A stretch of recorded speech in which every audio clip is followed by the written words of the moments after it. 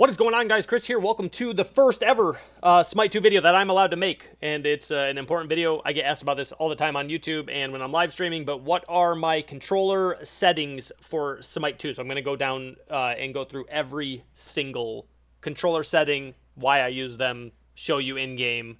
So that way you don't got to come into my chat and ask me, or you don't have to ask in videos. So, get me on the right screen here. Yep, get out of there. All right. I am not predominantly, only a controller player. I've never played mouse and keyboard games in my entire life. Let's see here. So,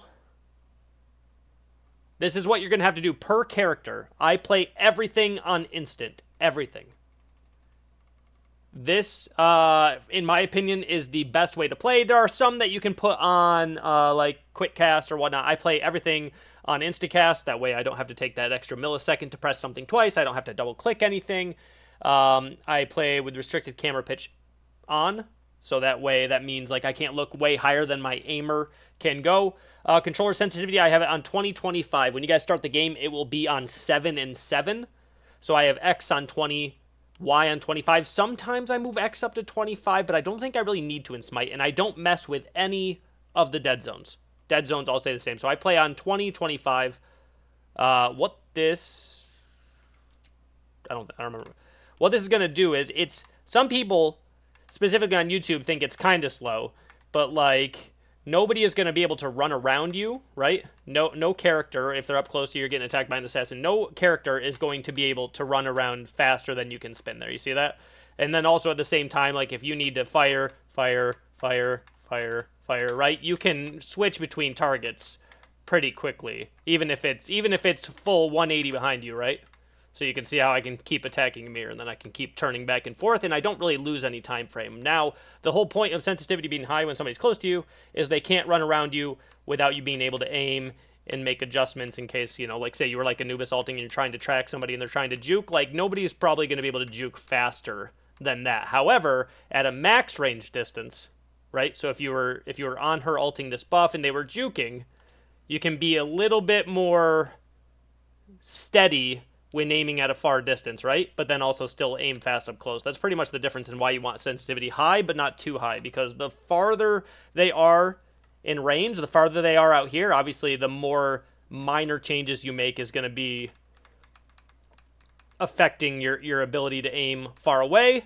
And then the closer they are, the faster you want it, so you can aim up close just in case they try and, you know, run around you. So those are the sensitivities I play on. Those are going to be different and comfortable for everybody else. So just find what works for you. Just make sure it's not too low. Don't make sure you're not to the point to where like you're Gucci and people are just running around you. Oh, that's what I changed. I play everything on instant on this character. You can go into the setting on every single character. So you have your global cast mode. That's what it's going to set off as use your global setting. If you want to change something on her, this will save per character. So if like I want his jump on quick or normal, I could change it to just that. And that's what it would be. Right now I'm on normal on everything.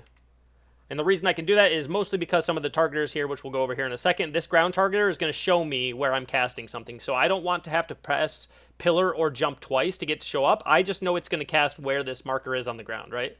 So if I want it, you know, just behind him here, then that's where it goes. If I want to jump just, see, so since I can see it on the ground, right? If I want to jump just over him, right? Then I'll jump just over him. So I don't want to take the time to have to be on normal cast. So if you guys are looking to make the transition and get better at Smite 2, I would suggest either playing on quick cast or instacast. You can leave something on normal if it's like a Hou-Yi 1 or something where you want to clearly see where it's being aimed. But for like regular targeters, using this ground targeter with the line is always going to show you exactly where you want to aim, see? So you're always going to know where you're aiming, and you're not going to have to take that extra second to make adjustments. Item store layout, completely subjective. Subjective. Nameplate and display. We'll put our name. Just for content purposes, doesn't affect anything. Again, this is just kind of all self-nameplate on. Movement while in autos, all subjective. Auto skill I have off. Help tips I have off. That distance line indicator, it's either line or ruler. If you want to be able to know like the meters, I don't really care. I just don't want a bunch of static numbers on the ground. So I have distance line indicator line, ground target or an arrow. This is actually, I think, bugged right now. This is supposed to be, you can either have like a basic circle. Let's see. Okay, yeah, see how this is a circle now? You can use that. It's either this or, again, this is all subjective as well. Sci-fi gives you a little bit of a different targeter there. Different targeter there, or I just use X. It wasn't working when I was first on though. There it is. See, I just use X.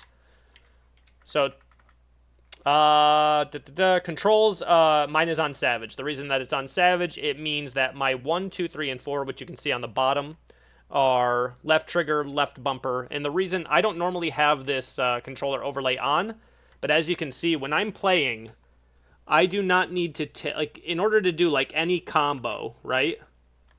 It's a little bit harder from there, but like I don't need to take my finger off the controller at all. All I need to do if I need to press my alt is move my finger down from right bumper down to Y, and that's the only time I need to do it.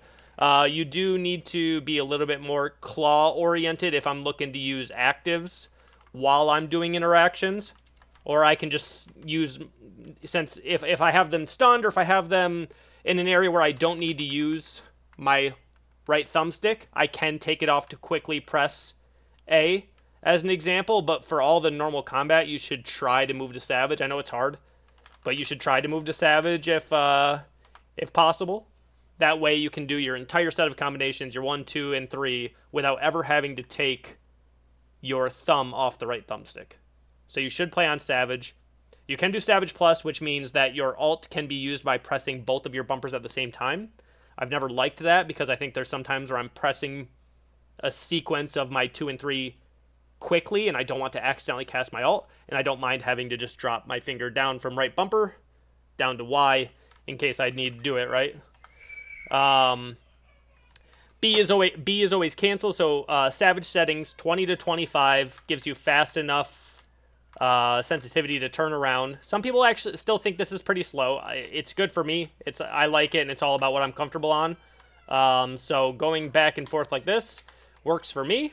Sorry if you hear kids screaming in the background while I'm recording this video. You know, we got kiddos. This is what we do for a living. If you guys are new to the channel, feel free to subscribe. I don't think there's any much more to go through. I know on the bottom left it will say actives. At some point, last I checked, those are just going to be clicking in one of the thumbsticks and using left bumper, right bumper, or maybe one other option for those.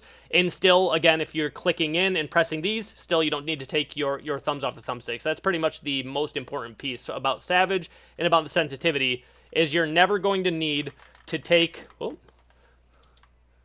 you're never going to need to take your fingers or your thumbs off the thumbsticks while you're casting any of the abilities, and then your sensitivity is still going to be fast enough to be able to aim where you need to aim.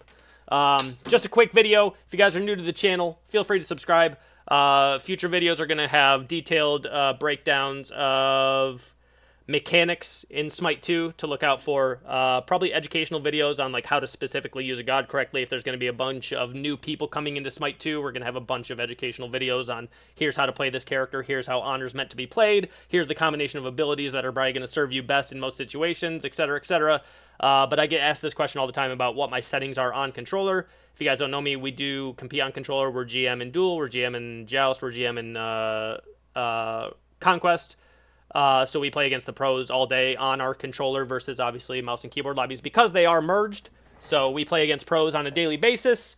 We're still working on getting better at Conquest. We did Duel for quite some time, but mechanically on a controller, we are able to keep up with mouse and keyboard players with these settings and, you know, even in my old age. So thank you guys for checking out the video. Tune in next time. With the launch of Smite 2, we're going to be hopping right into daily YouTube videos, educational videos, ranked Conquest videos, breakdowns of characters, mechanics. If you guys have any questions about certain mechanics, how to use certain actives, etc., we'll be doing pretty much daily videos on all of that. So we'll see you guys next video. Appreciate you checking it out. Goodbye.